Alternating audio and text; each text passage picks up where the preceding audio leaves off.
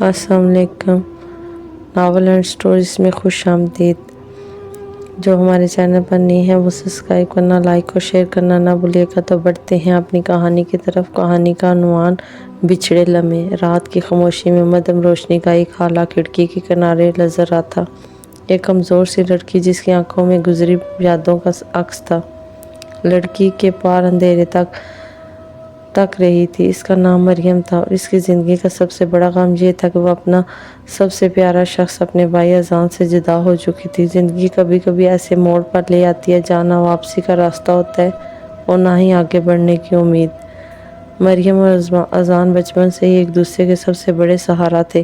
ان کے والد مزدور تھے اور والدہ محض ایک گھریلو خاتون، لیکن ان کی چھوٹی سی دنیا خوشیوں سے بھری تھی۔ گاؤں کی کچی گلیوں میں جب دونوں بہن بھائی ننگے پاؤں دوڑتے تو یوں لگتا جیسے پوری کائنات ان کے ساتھ دوڑ رہی ہو۔ مریم ہمیشہ اپنے بھائی کا ہاتھ تھامے رکھتی اور اذان کا ہر خواب اس بات سے جڑا تھا کہ وہ بڑا ہو کر اپنی باجی کا ہر خواب حقیقت میں بدلے گا۔ لیکن زندگی کے امتحانات ہمیشہ اچانک آتے ہیں۔ ایک دن ان کے والد ایک حادثے کا شکار ہو گئے۔ مزدوری کے دوران ایک پرانی عمارت کا حصہ ان پر آ گرا۔ وہ موقع پر ہی دنیا چھوڑ گئے۔ یہ حادثہ نہ صرف ان کے جسموں پر بلکہ ان کی روحوں پر بھی قیامت بن کر ٹوٹا۔ والدہ نے اپنے شوہر کے جانے کا غم دل میں چھپا کر بچوں کی ہمت دکھانے کی کوشش کی، لیکن قسمت کو شاید کچھ اور ہی منظور تھا۔ چند مہینے بعد غربت اور صدمے نے ان کی ماں کو بھی اپنی بھاؤں میں جگڑ لیا۔ اب دونوں بہن بھائی مکمل طور پر تنہا رہ گئے تھے۔ رشتہ داروں نے وقتی طور پر تو ہمدردی دکھائی، لیکن زیادہ دنوں تک کوئی بھی ان کا بوجھ اٹھانے کو تیار نہ تھا۔ چچا کے دیگر رشتہ داروں نے فیصلہ کیا کہ دونوں کو الگ الگ گھروں میں رکھا جائے گا۔ یہ سن کر اذان چیخ اٹھا نہیں سکتا، لیکن کسی نے اس کی فریاد نہ سنی۔ مریم کو ایک دور کے رشتہ دار کے گھر بھیج دیا گیا، جہاں اسے صرف کام کرنے کے لیے رکھا گیا تھا۔ دن بھر وہ جھاڑو دیتی، برتن دھوتی اور کھانے کی بچی کچی روٹی پر گزارا کرتی۔ اس کے نرم ہاتھ اب چھالوں سے بھر چکے تھے، لیکن اسے کوئی پرواہ نہ تھی۔ اس کے لیے سب سے بڑا دکھ یہ تھا کہ وہ اپنے اذان سے بچھڑ چکی تھی۔ نہ کوئی خط، نہ کوئی خبر، بس ایک امید کہ شاید وہ کسی دن دروازے پر آ کر کہے باجی میں آ گیا۔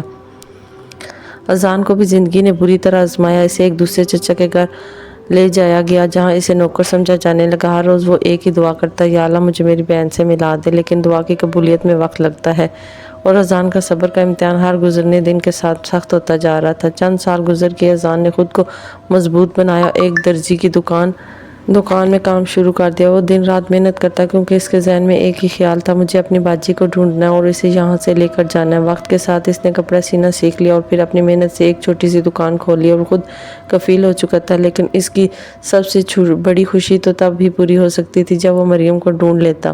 ایک دن جب وہ صبح کو اخبار پڑھ رہا تھا تو اس کی نظر ایک چھوٹے سے اشتہار پر جا ٹکی، اگر کوئی مریم بنت فہد کو جانتا ہے تو براہ کرم اس نمبر پر رابطہ کرے، وہ بہت بیمار ہے اور اسے اپنے بھائی کی تلاش ہے۔ اذان کے ہاتھ کانپنے لگے، اسے لگا جیسے کسی نے اس کی دنیا بدل دی۔ وہ فوراً اسے پتے پر پہنچا جو اشتہار پر دیا گیا تھا۔ دل زور زور سے دھڑک رہا تھا، آنکھ میں آنسو تہ رہے تھے، وہ قدم لرز رہے تھے۔ جب اس نے دروازے پر دستک دی تو اندر سے ایک کمزور سی آواز آئی، کون؟ یہ آواز وہ کبھی نہیں بھول سکتا تھا۔ باجی۔ اذان نے دروازہ دھکیل کر اندر داخل ہوتی اپنی بہن کو گلے لگا لیا۔ مریم جو بیماری کے باعث بہت کمزور ہو چکی تھی، ایک لمحے کے لیے یقین نہ کر سکی کہ یہ حقیقت ہے یا خواب، لیکن اذان کے آنسو اس کے کندھے پر گرے تو وہ جان کی یہ خواب سچ ہو چکا ہے۔ اذان نے مریم کو فوراً ایک اچھے اسپتال میں داخل کروایا اور مہینوں کے علاج کے بعد وہ صحت یاب ہونے لگی۔ اس نے اپنی بہن کے لیے ایک نیا گھر بنایا جہاں اب وہ کوئی اسے ظلم نہیں دے سکتا تھا، جہاں صرف محبت تھی، جہاں صرف وہ دونوں تھے، ایک دوسرے کا سہارا، ایک دوسرے کی دنیا۔ وقت کے ساتھ مریم نے اپنی تعلیم مکمل کی اور اذان نے اپنا وعدہ پورا کیا۔ وہ کہتا تھا باجی میں تمہیں خوشیاں دوں گا، اور اس نے واقعی اپنی بہن کو ہر خوشی دی جس کی وہ حقدار تھی۔ زندگی نے انہیں آزمایا ضرور، لیکن ان کے رشتے کو توڑ نہ سکی۔ وہ دونوں اب ہمیشہ کے لیے ساتھ تھے اور ان کی کہانی دنیا کے لیے ایک مثال بن گئی کہ سچا رشتہ وقت، فیصلے اور حالات سے کبھی کمزور نہیں ہوتا۔ یہ کہانی ہمیں سکھاتی ہے کہ دنیا کی سب سے بڑی طاقت محبت اور خلوص ہے۔ وقت کتنا بھی ظالم کیوں نہ ہو، اگر دلوں میں سچائی ہو تو بچھڑے لمحے پھر سے جڑ جاتے ہیں۔